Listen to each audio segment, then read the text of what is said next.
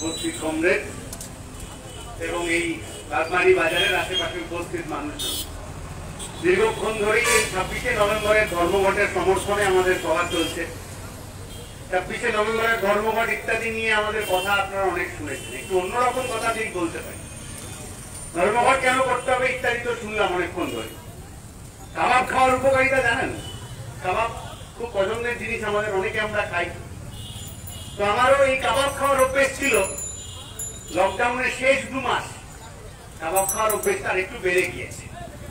তার কারণ আমার বাড়ি যে ঢাকুরিয়া স্টেশনের কাছে, এই স্টেশনের সামনে একটা চমৎকার কাবাবের দোকান খুলেছে। ওই যে কি লাইভ কাউন্টার না কি বলে, ওই সব সামনে ওই আগুন জ্বলতে থাকে, তার উপর শিক দিয়ে ওই কাবাব সস্তায়, দুর্দান্ত জিনিস, ভিড় প্রচুর। পুলিশ থেকে এসে দুবার বলে গেছে যে কি হলো ভাই, এখনো ওই হপ্তাটা চালু করলে না, এত ভালো দোকান করেছে। কাবাব দারুন, আপনারা কোনোদিন গেলে ঢাকুরিয়া স্টেশনের কাছাকাছি ভালো কাবাব খেয়ে আসবেন।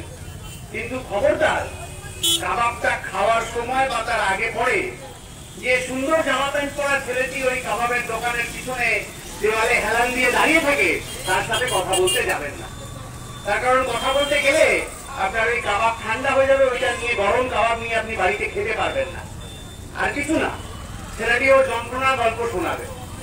এই যখন লকডাউন হলো, মার্চ মাস, এপ্রিল মাস, মে মাস, তখনও ছেলেটির কাবাবের দোকান খোলার ভাবনা ছিল না। কাবাব তখনও সুইগিতে অর্ডার করে আনতো। তার কারণ তখনও সকাল থেকে রাত অব্দি দিনে 10 ঘন্টা ল্যাপটপে মাথা গুঁজে আইটি কোম্পানির চাকরিটা করতো।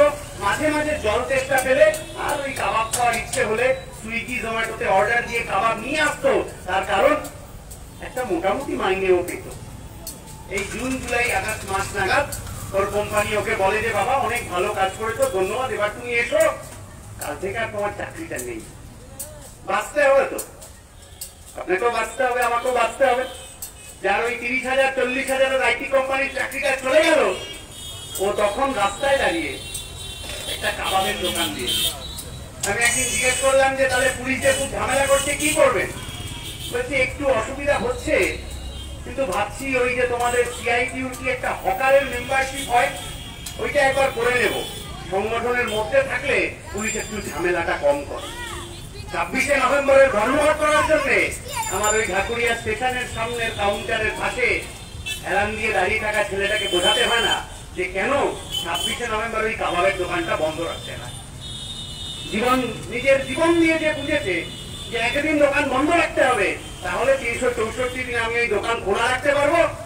লোককে কাবাব খাইয়ে মন ভালো রাখতে পারলে আমি দুবেলা আমার ভাত, ডাল, আলু, ওই 40 না 45 কত দাম, ওইটা চলে যাবে আমার। এই ধরনের গল্প আজকে গোটা পশ্চিম বাংলায়, এই ধরনের গল্প আজকে গোটা ভারতবর্ষের বুকে ছড়িয়ে রয়েছে, যাদেরকে আমাদের আলাদা করে বোঝাতে হয় না, খালি জানান দিতে হয় যে দাদা 26 তারিখ ধর্মঘট, তোমার যদি বছরের প্রতিদিন দোকান খোলা রাখতে হয়, চাকরিটা খোলা রাখতে হয়, কাজে যাওয়ার সুযোগ রাখতে হয়, তাহলে একটা দিন দাদা, একটা দিন এটা বোঝাতে হয় যে আসলে তুমি ভারতবর্ষ। ওই আম্বানি, আদানি, মোদি ভারতবর্ষ না। মোদি তো ভারতবর্ষ নাই। মোদি ভারতবর্ষ ওই মাস্কটা যেটা আমরা সবাই পরে আছি, ওইটা আসল আমি নয় তো। ওই যে আপনি মাস্ক মুখে দিয়ে রয়েছেন, গামছা মুখে দিয়ে রয়েছেন, ওইটা কি আসল আপনি? না, ওইটা খুললে আপনার আসল মুখটা বেরোবে। মোদি ঠিক ওই রকম মাস্কের মতো আছেন। পিছনে যে আম্বানি, আদানি ইত্যাদিরা আছেন, ওরাই আসল ভারতবর্ষ, যারা বাকিদেরকে কিছু মনে করেন না, লুটে ফুটে দিতেই হলো। আমরা বলছি ওইটা চলবে না। কাবাবের দোকানের গল্প তো হলো, একটু এই ফেসবুক লাইভের গল্প হোক, তাহলে নতুন গল্প। আপনাকে ধর্মঘট করতে হবে বলে আর কথা বলছি। এই যে ফেসবুক লাইভ হচ্ছে আমার বক্তৃতা, ওইটার থেকে আরম্ভ করে ওই যে নরেন্দ্র মোদী, ওই যে মমতা ব্যানার্জি ভার্চুয়াল সভা করেন, তাদেরও ফেসবুক লাইভ হয়। কার কত ফেসবুক লাইভ হচ্ছে ওইটা দিয়ে প্রমাণ হয় কে কত ভালো, কার কত পরিচিতি রয়েছে। এই আমার ফেসবুক লাইভের থেকে যদি আমার আগের বক্তার ফেসবুক লাইভের লাইভটা 4টে বেশি হয়, আমার রাত্রিবেলা একটু ঘুমটা কম হয়। এতটাই আমরা নির্ভর হয়ে পড়েছি, অসুবিধা নেই তাতে। কিন্তু এই যে আমরা যারা ফেসবুক লাইভ করি, এই যে আমরা যারা 10 মিনিট অটোতে বসে হোয়াটসঅ্যাপটা খুলে চেক করতে থাকি কোথায় কি হলো, বিহারের ভোটে কি হলো, IPL এর রেজাল্ট কি হলো, শ্রাবন্তীর 4 নম্বর বিয়েটা কি হবে, এই গোটাটা যে আমরা সোশ্যাল মিডিয়ায় ঘাটতে থাকি, আমাদের ফোনের কোম্পানিটা এয়ারটেল, ভোডাফোন ইত্যাদি ইত্যাদি, এখন নতুন হয়েছে VI, এই যাবতীয় যা দিয়ে আমরা আমাদের মনের খিদে মেটাতে থাকি এই মোবাইল ফোনের কোম্পানিগুলোকে দিয়ে। এই সব বেসরকারি কোম্পানি, মাথায় নির্দিষ্ট একজন দুজন মালিক বসে আছেন। এই যে 3 মাসের রিচার্জ করি 600 টাকা, প্রতিদিন 1.5 GB না 2 GB, কি কেউ বেশি রিচার্জ করলে 4 GB আমরা পাই। ওই গোটা টাকাটা ওই বেসরকারি মালিকের পকেটে গিয়ে জমা হয়। আর আমার দেশের যে সরকারি সংস্থা বিএসএনএল, যে বিএসএনএল এর যদি প্রফিট বাড়ে, বিএসএনএল এর যদি লাভ বেশি হয়, তাহলে ওটা আসলে কারোর ব্যক্তিগত পকেটে যায় না, ওই টাকাটা সরকারের পকেটে থাকতে পারে। সরকারের পকেটে থাকা মানে বাগমারি বাজারের সামনের রাস্তাটা পিচ হতে পারে। ওই বিএসএনএল আজ অব্দি 4G ফোন পাওয়ার, 4G কানেকশন পাওয়ার পারমিশন পায়নি। তারা দেয়নি, নরেন্দ্র মোদী দেয়নি। আর বিএসএনএল এর ইনফ্রাস্ট্রাকচার ব্যবহার করে, বিএসএনএল এর পরিকাঠামো ব্যবহার করে ওই কি সুনীল মিত্তল বোধহয় এয়ারটেলের মালিক, ভোডাফোনের মালিক আরেকটা কি, যাই হোক যারা আছে নাকি ওই সব আম্বানি দুটো ভাই সবাই, তারা এমন এমন এমন এমন রোজগার করছেন, প্রফিট বাড়াচ্ছেন যে আমাদেরকে হা করে তাকিয়ে থাকতে হয়। আমার মোবাইল ফোনের ব্যবহার আমার মনের খিদে মিটছে আসলে ওই আম্বানিদের পকেট ভরার জন্য। যে কারণে আম্বানি তার বউকে জন্মদিনে হেলিকপ্টার না এরোপ্লেন কি একটা গিফট করতে পারেন। আর আমি এখন থেকে মাথা চুলকাতে থাকি, ফেব্রুয়ারি মাসে আমার বউয়ের জন্মদিন, ডেয়ারি মিল্ক কি কোথায় এবারের মতো যথেষ্ট হবে। জন্মদিনে কি গিফট দেবো সেটা বড় কথা নয়, টাকার অঙ্কে তো নয়। কিন্তু কথাটা হচ্ছে যে আমার দেশে কোনো একজন ভোটার, ওই আম্বানি, তার যতটা যোগ্যতা থাকবে, যতটা ক্ষমতা থাকবে, আর ওই যে দূরে বসে রয়েছেন সন্ধ্যেবেলা থেকে মুখ বেজার করে ঘুগনি বিক্রি করার আশায় বসে আছেন যে ভদ্রলোক, তার কি ঠিক একইভাবে তার ছেলে মেয়ের জন্য সেই যোগ্যতা থাকবে না যতক্ষণেই সরকারটা থাকছে না। তো কত লোক বলবেন, এরপরে দেখবেন সব বিভিন্ন লোকজন এসে এখানে বলা চালু করবে ধর্মঘট খুব খারাপ জিনিস, খুবই খারাপ জিনিস, ব্যবসা বন্ধ হয়ে গেল, গত 8 মাস তো তোমার ব্যবসা বন্ধই ছিল, তাহলে আবার কেন একদিন বন্ধ হলো তোমার ব্যবসা? ঠিক কথা তো, গত 8 মাস যখন আপনার ব্যবসা বন্ধ ছিল, এই দাদা দিদিরা কারা কারা এসেছিলেন আপনাকে খবর নিতে যে ভাই আছো তো, যদি আছো তাহলে দুপুরে ভাত ডাল খেয়েছো, যদি খেয়েছো তাহলে একটা মাস্ক কেনার পয়সা কি তোমার আছে, না কিছু আমি ব্যবস্থা করব? কোথায় ছিলেন নরেন্দ্র মোদীর এইসব এলাকার দাদারা? কিসে হচ্ছে তো নানা রকম, বিহারে কে কোথায় কি করলো, এখানে কি হবে, কোথায় কে ভোট কাটবে, এমএলএ থাকবেন না যাবেন, এইসব নানা চর্চা হচ্ছে। আপনি বলুন তো, এই যে আমার পাশে ভদ্রলোক বসে রয়েছেন, আমি দেখছি সন্ধ্যে থেকে একজন দুজনও ওনার কাছে জিনিস কিনতে আসেননি। কি যাবে আসবে এই ভদ্রলোকের? যদি সাধন পান্ডে কালকে বিজেপির ক্যান্ডিডেট হয়ে এমএলএও হয়ে যান, মন্ত্রীও হয়ে যান, মুখ্যমন্ত্রী হয়ে যান, কি যাবে আসবে ওই ভদ্রলোকের? কি যাবে আসবে আমার ওইখানের ওই যে যিনি আছেন এমএলএ জাভেদ খান, তিনি যদি কালকে অন্য কোনো দলে চলে যান, পরশুদিন আরো বড় কোনো ব্যাপার হয়ে যায়, কি যাবে আসবে? ওই যে শুভেন্দু বাবু কত বড় বড় ভাষণ দিয়েছেন নাকি আজকে নন্দীগ্রামের মঞ্চে দাঁড়িয়ে, ওনার হঠাৎ করে বোধোদয় হয়েছে যে তৃণমূলের সাথে একটু দূরত্ব বজায় করলে ভালো। কিছু যায় আসে না এগুলোতে সাধারণ মানুষের। মিডিয়া আসলে আমাদেরকে এটাই খাওয়ায়, এটাই রোজ 4 বেলা করে আমাদেরকে এইটাই গেলানোর চেষ্টা করে যে দেখেছো শুভেন্দুর গোল বদলটা, আমরাও মেতে আছি ওই এয়ারটেল আর ওই বেসরকারি সংস্থার মোবাইলে ওটা মেতে রয়েছি। শুভেন্দু কি বললেন, ফেসবুকে চর্চা হয়ে যাচ্ছে, শুভেন্দু কোথায় যাবেন তাহলে? নিজের দল হবে, বিজেপি হবে, এই হবে ওই হবে, কোনটা হলে আলুর দামটা 40 টাকা থেকে কমে 10 টাকায় আসবে, যদি সেইটা কোনো একটা ফল হয়, যদি শুভেন্দু বাবু বা তার এই এলাকার যারা লোকজন আছেন ভাইপো ভাইজিরা, তারা যদি বলতে পারেন যে শুভেন্দু বাবু অমুক দলে গেলে আলুর দামটা কমবে, তাহলে আমরা এই মঞ্চে দাঁড়িয়ে ধর্মঘটের প্রচার ছেড়ে ওই কথাটাই বলতে থাকবো। বলুন, এই আশেপাশে যারা আছেন শুভেন্দু বাবুর ঘনিষ্ঠ লোকজন, তারা বলতে পারবেন এই কথাটা? কিছু যাবে আসবে এই কথাটা উঠবে? বিহারের ফলাফল কি হবে জানা নেই তো, রাত্রিবেলা জানা যাবে, তারপরে উঠবে যে দেখেছো ওই যেটা হলো, তাহলে কিন্তু এখানেও একটা এরকম ভাবা যেতে পারে তৃণমূলের দুর্নীতিটা নেওয়া যাচ্ছে না। ঠিক কথা, তৃণমূলের দুর্নীতিটা নেওয়া যাচ্ছে না, এটা নতুন কথা নয়, কিন্তু তৃণমূলের দুর্নীতিটা নেওয়া যাচ্ছে না সেটা আজকে তো আমরা বুঝি। তৃণমূলের দুর্নীতি তো বহুদিন ধরে নেওয়া যাচ্ছিল না। আর তৃণমূলের দুর্নীতি যদি নেওয়া না যায়, তাহলে তৃণমূলের বিরুদ্ধে রুখে দাঁড়াতে হয়, এটা আমরা বহুদিন ধরে বলছি। হ্যাঁ, মানুষ আস্তে আস্তে সেটা বুঝতেও পারছে। 26শে নভেম্বর সকালে আপনি এসে এই রাস্তার মোড়ে দাঁড়াবেন যে হ্যাঁ একটা দিন ধর্মঘট করতে হবে, তার কারণ বাকি 364 দিনের খাবারের নিরাপত্তা চাই, বাকি 364 দিনের কাজের নিরাপত্তা চাই, ফলে একদিনের ধর্মঘট। আর উল্টো দিকে যে শত্রু বাহিনী এসে দাঁড়াবে, ওরা কারা? তারা তৃণমূল সামনে এসে দাঁড়াবে। ওদের একদম ওই সবচেয়ে বড় মাথাটা ছেড়ে বাকি যারা, তারা কত টাকায় চাল কেনে আমাদের বলতে হবে না, আপনারাও বলতে যাবেন না। এখন তো মানে পায়ের তলার মাটি তো নড়বড় করছে তৃণমূলের, মেজাজটা সবসময় ভালো নাও থাকতে পারে, একটু মন খারাপ মিলে থাকতে পারে। এরকম পাড়ার আপনার কোন তৃণমূলের বন্ধু যার সাথে চায়ের দোকানে আড্ডা মারা যায়, তার সাথেই চায়ের দোকানে চা খেতে খেতে একটা কথা বলুন যে একটা ভাইরে বলতো এই যে এ ওদিকে যাবে, ও ওদিকে যাবে, এইসব নানা কথা হচ্ছে, ইত্যাদি হচ্ছে। এই যে যার দুর্নীতির তালিকা গত তৃণমূল গত 9 বছর ধরে বানিয়েছে, তুই নিজে একটা তৃণমূলের সমর্থক হিসেবে মানতে পারি যে যা হচ্ছে সেটা ঠিক হচ্ছে। এই তৃণমূল মুকুল রায়ের হাত ধরে দুর্নীতি করতে শিখেছিল। রাজনীতির জন্য রাজনীতি না, আমি বলছি ছোটবেলায় যেমন বর্ণ পরিচয় হয়, সহজ পাঠ হয়, অ আ ক খ 2 লাইনের কবিতা আমরা শিখি, এই মুকুল রায়ের হাত ধরে তৃণমূল শিখেছিল কিভাবে দুর্নীতি করতে হয়, কিভাবে ঘোড়াকে এমএলএ কেনা বেচা, কাউন্সিলর কেনা বেচা, পঞ্চায়েত সমিতি কেনা বেচা করতে হয়। ওই স্কুলে চাকরির নাম করে দুর্নীতি, কলেজে চাকরির নাম করে দুর্নীতি, সারদা রোজগারির নাম করে দুর্নীতি কিভাবে করতে হয় মুকুল রায় তৃণমূলকে হাতে ধরে শিখিয়েছিলেন। তখন মুকুল রায় রত্ন ছিলেন, এখনো আছেন, এখন শুধু দিদির ঘর থেকে বর্দার ঘরে চলে গিয়েছেন। এই ঘটনা কি নতুন? এই যে তৃণমূল এখন বিজেপি সম্পর্কে এত কথা বলছে, বিজেপি তৃণমূল সম্পর্কে এত কথা বলছে, কিন্তু তফাৎ করবেন কি করে?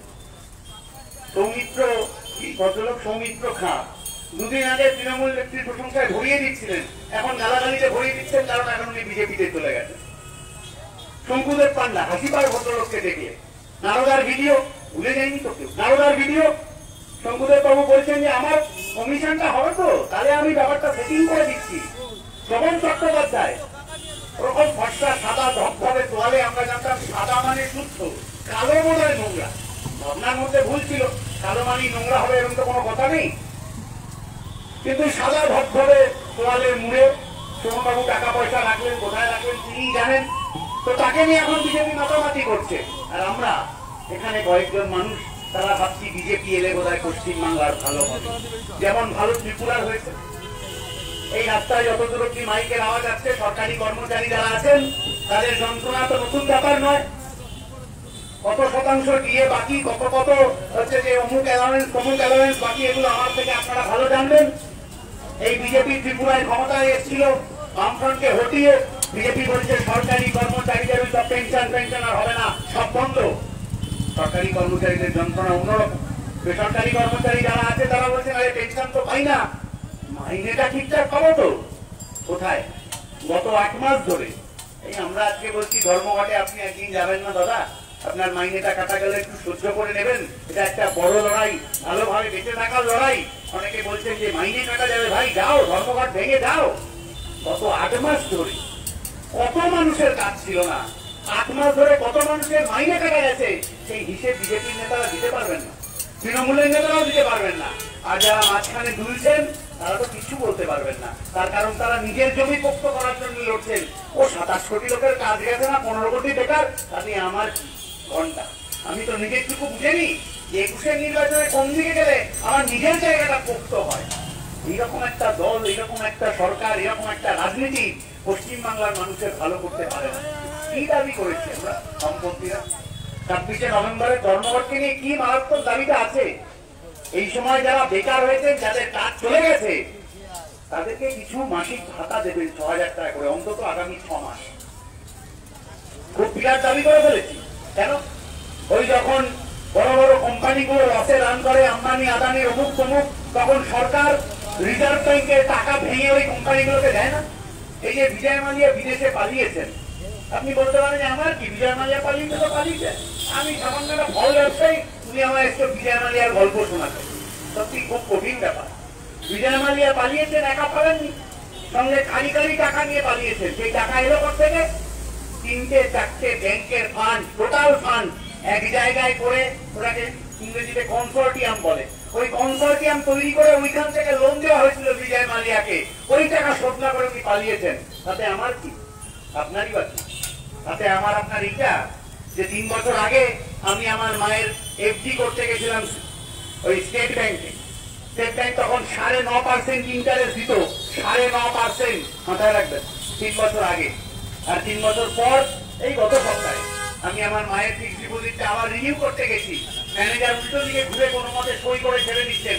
আমি বললাম কত ইন্টারেস্ট রেটটা কত? হয়তো ওই 5.75 হবে।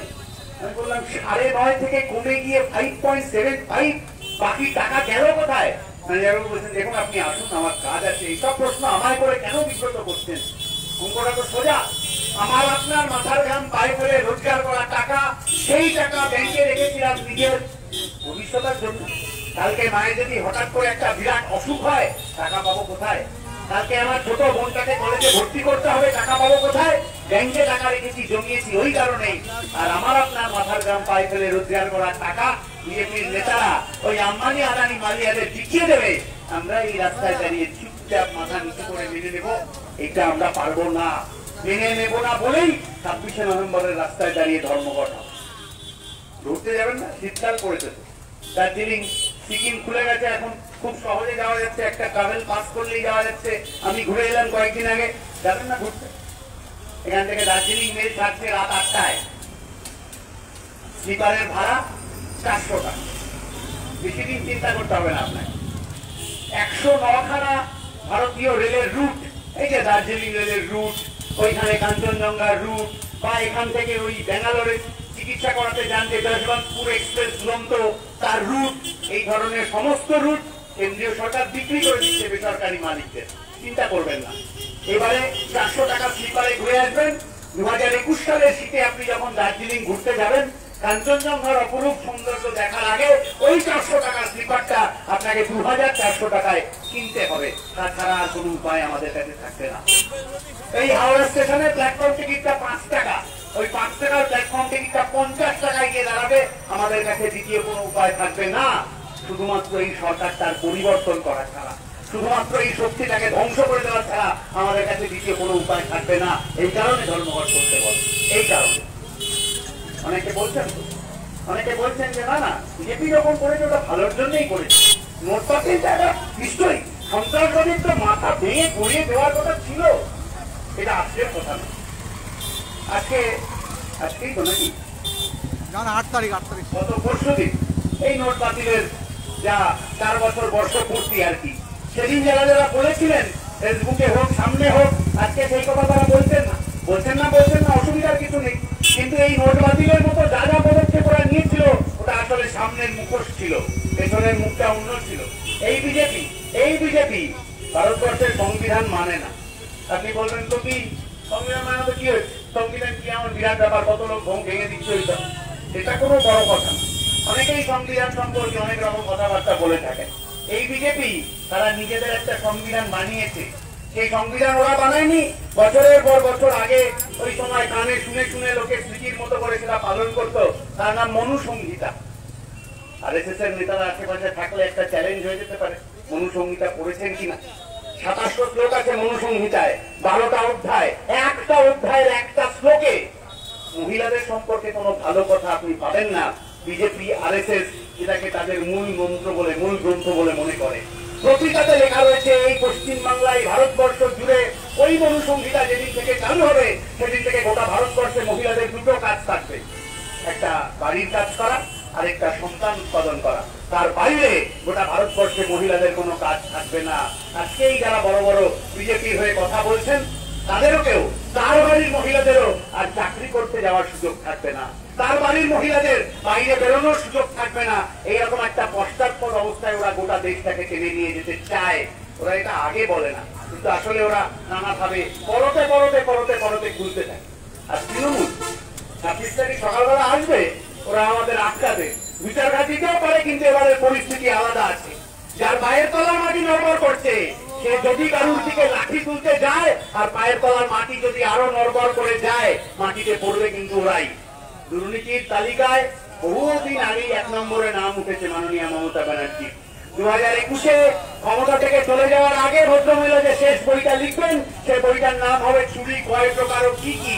নানাভাবে সেই বই লেখার কাজ চলছে। ক্ষমতা থেকে যাওয়ার আগে শেষবার ওই বইটা লিখে চলে যাবেন। কিন্তু জলে কুমির ডাঙায় বাঘের মতো পরিস্থিতিতে আমরা কিছুতে পড়বো না। তার জন্য 26শে নভেম্বর আমরা প্রস্তুত হচ্ছি।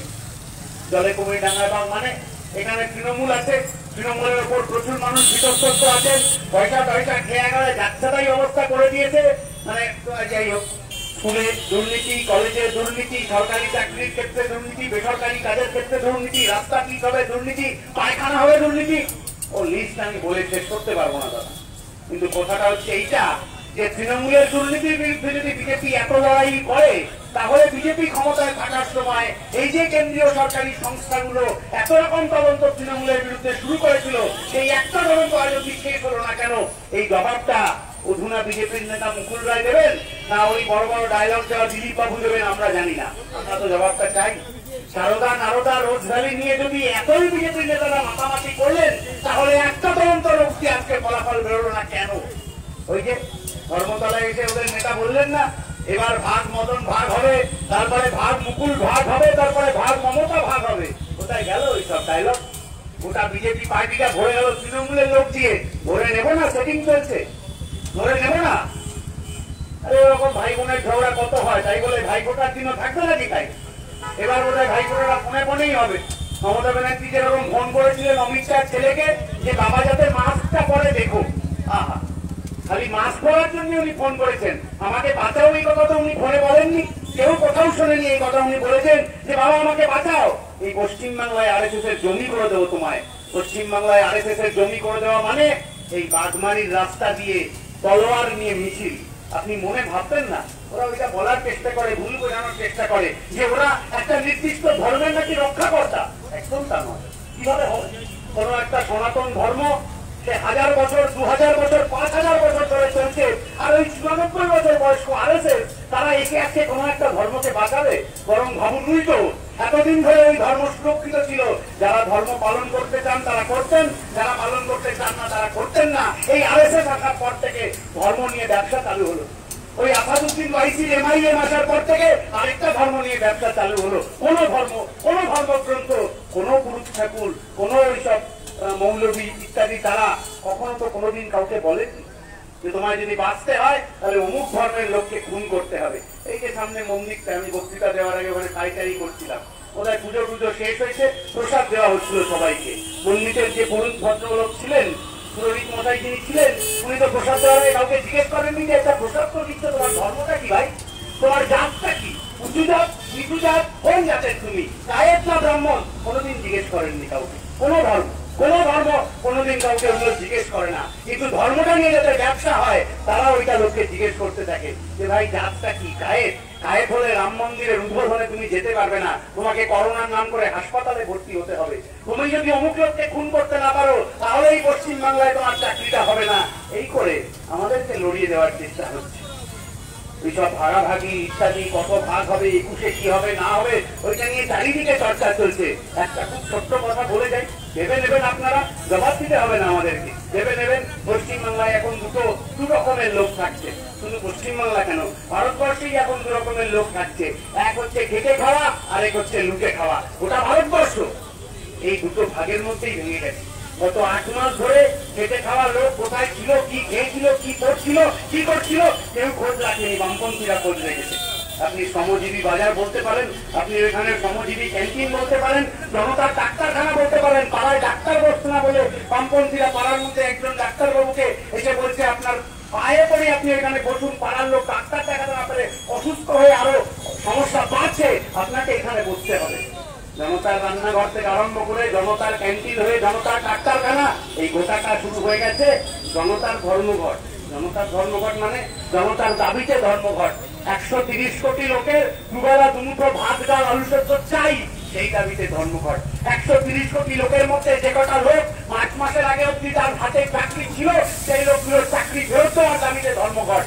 এই 130 কোটি লোকের মধ্যে যারা এই সরকারকে ভোট দিয়েছিল বা ওই সরকারকে ভোট দেয়নি, তারা পড়াশোনা করতে পারবে কিনা তাদের অধিকারের দাবির জন্য ধর্মঘট। এই তো গতকাল হায়দ্রাবাদ না তেলেঙ্গানায় একটি মেয়ে আত্মহত্যা করেছে। 1,30,000 টাকা স্কলারশিপ হিসেবে তার সরকারের কাছ থেকে পাওয়ার কথা ছিল। সরকার আজ দেবো কাল দেবো করে তার স্কলারশিপটা দেয়নি। অবসাদে সেই মেয়েটি আত্মহত্যা করতে বাধ্য হয়েছে। বেশি পড়াশোনা করা যাবে না। কেন করা যাবে না? সে তো সত্যজিৎ রায় সেই কবেই বলে গিয়েছেন, 100 বছর হচ্ছে বোধহয় সত্যজিৎ রায়, উনি তো সেই কবেই বলে গিয়েছেন, যারা যত বেশি পড়ে তত বেশি জানে তত কম মানে। ফলে বিজেপি এবং এই তৃণমূল আপনাকে বেশি পড়াশোনার দিকে নিয়ে যেতে দেবে না। পড়াশোনার সিস্টেমটাই এমন করবে তাতে আপনার বেশি পড়াশোনার দরকার না হয়। কাজ হ্যাঁ আছে তো, ওই যে সিন্ডিকেটে লুটে খা, কার কোথায় পুরোনো বাড়ি ভাঙছে, কে কোথায় গ্রিল নেবে, কে কোথায় ইট নেবে, কে কোথায় নতুন বাড়ি সিমেন্ট সাপ্লাই করবে, ওইটা নিয়ে থাক। 2 মাস 3 মাস ওইটা নিয়ে থাকতে থাকতে মারামারি লাগুক, আর আমাদের এই সভার মাঝখান দিয়ে 200 পুলিশকে ছুটে যেতে হোক পাড়ার মধ্যে শান্তি শৃঙ্খলা বজায় রাখার জন্য। এই পরিস্থিতি বামফ্রন্টের পশ্চিম বাংলায় ছিল না। এই পরিস্থিতি আবার 21-এর পরে যে বামফ্রন্ট এবং সহযোগী শক্তির সরকার তৈরি হবে তাতেও এই পরিস্থিতি থাকবে না। 21-এর পরে ওই যে জনতার সরকারটা তৈরি হবে সেখানে যোগ্যদের কাজ থাকবে। 21-এর পরে যে সাধারণ মানুষের সরকারটা তৈরি হবে সেখানে 11-র আগে 2011-র আগে চাল ডাল আলুর দাম যত ছিল আবার ওই জায়গায় ফিরিয়ে নেওয়ার ব্যবস্থা করা হবে।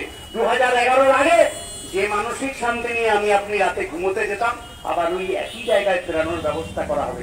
খুব সাবধান থাকতে হবে এই বিহার ভোটের ফলাফলের পর। যদি জিতে যায় তাহলে একরকম, যদি হেরে যায় তাহলে একরকম। এটা মোটে ভাববেন না জিতুক বা হারুক, ওইখানের দাদা আর এখানে তার মাস্তুতো বোন দুজনে একসাথে এক জোড়া ফলার মতো পশ্চিম বাংলার ভোটের দিকে টেনে আসবে এবং মানুষকে ভাগ করা ছাড়া ওদের আর কোনো রাস্তা থাকবে না। ওইখানে যে মাংসটা রান্না হচ্ছে ওই মাংসের স্বাদ কি, গন্ধ কি, কোন জাতের মাংস, ওইটা দিয়ে আমাদেরকে ভাগ করার চেষ্টা করা হবে। ওই জামার নিচে পইতে আছে কিনা, ওইখানে আমি পইতে পড়ি কিনা, সেইটা দিয়ে আমাদের ভাগ করার চেষ্টা করা হবে। খুব সতর্ক থাকতে হবে আমাদের এই ভাগাভাগির রাজনীতির বিরুদ্ধে। আমরাই সেই পশ্চিম বাংলার প্রজন্ম, আমরা নই। আমাদের থেকে একটু যারা বয়সে বড়, আমাদের আগের প্রজন্মের মানুষ, তারাই সেই প্রজন্ম যে 92-এর দাঙ্গার পর গোটা দেশ যখন জ্বলছিল তখন এই পশ্চিম বাংলার বুকে আপনারা হাতে হাত দিয়ে রুখে দাঁড়িয়েছিলেন বলে আমরা আমাদের শৈশব কৈশোরটা একটা সুস্থ স্বাভাবিক জীবনে আসতে পেরেছিলাম। আপনারাই সেই প্রজন্ম, আমরাও সেই সময় ছোট ছিলাম, আমরা সেই প্রজন্ম। 2002 সালে গোধরার ঘটনায় যখন নরেন্দ্র মোদীর গোটা 2 হাত শরীর রক্তে ভিজে গেছিল, সেই নরেন্দ্র মোদীকে ফুল পাঠিয়েছিলেন মমতা ব্যানার্জি। আমরা গোটা দেশ জুড়ে মানুষে মানুষে বিদ্বেষের আগুন জ্বললেও এই পশ্চিম বাংলায় রুখে দাঁড়িয়েছিলাম একসাথে। এখানে খেটে খাওয়া মানুষের ঐক্য ছিল, লুটে খাওয়া মানুষকে আমরা দূর করে দিতে পেরেছিলাম। আবার সময় আসছে, আবার সময় আসছে। ওই দিন বাজপেয়ী পারেননি, ওই দিন তার দোসর গুজরাটের মুখ্যমন্ত্রী নরেন্দ্র মোদী পারেননি, আজকেও আবার একবার আমাদের সামনে পরীক্ষা। ওই নরেন্দ্র মোদী, ওই অমিত শাহ, ওই দিলীপ ঘোষ, ওই মুকুল রায়, চোরচোরটা চিটিংবাজরা লুটে খাওয়াদের বিরুদ্ধে এক জায়গায় হয়েছে। ওদেরকে কিস্তি মাফ করার জন্য 26শে নভেম্বরের সকালবেলার আমাদের লড়াই, এই লড়াই পৌঁছে যাবে আগামী 2021-এর নির্বাচন অব্দি। আমাদের পেটে খিদের লড়াইটাকে আমাদের বাঁচিয়ে নিয়ে যেতে হবে। কোন নেতা, কোন মন্ত্রী নিজের ক্ষুদ্র স্বার্থের জন্য এপাশ ওপাশ করতে পারেন। আমাদের যদি এপাশ ওপাশ করতে হয়, এই 130 কোটি মানুষের লড়াই এপাশ ওপাশ করে গোটা সরকারটাকে, গোটা ক্ষমতার কেন্দ্রটাকে ভেঙে ঘুরিয়ে এই মাটির এখানে নিয়ে আসতে পারে। আর ওইখান থেকে উঠবে ছাই ভস্মের মধ্যে থেকে আবার সাধারণ মানুষের দাবি দেওয়ার লড়াই। এই দাবি দেওয়ার লড়াইকে আরো জোরদার করার জন্য 26 তারিখটা আমাদের কাছে নেট প্র্যাকটিস। এই নেট প্র্যাকটিসটা আমরা ভালো করে করব। আপনারাও সকলে গত 8 মাসের আপনার জীবনের অভিজ্ঞতা মনে রেখে আগামী দিনে আপনার ভালো থাকার লড়াইটাকে আরো সুন্দর, আরো তীব্র করার জন্য 26শে নভেম্বরের ধর্মঘটকে সফল করার চেষ্টা করবেন, এই আশা রেখে আমার বক্তব্য এখানেই শেষ করছি। ইনকিলাব জিন্দাবাদ।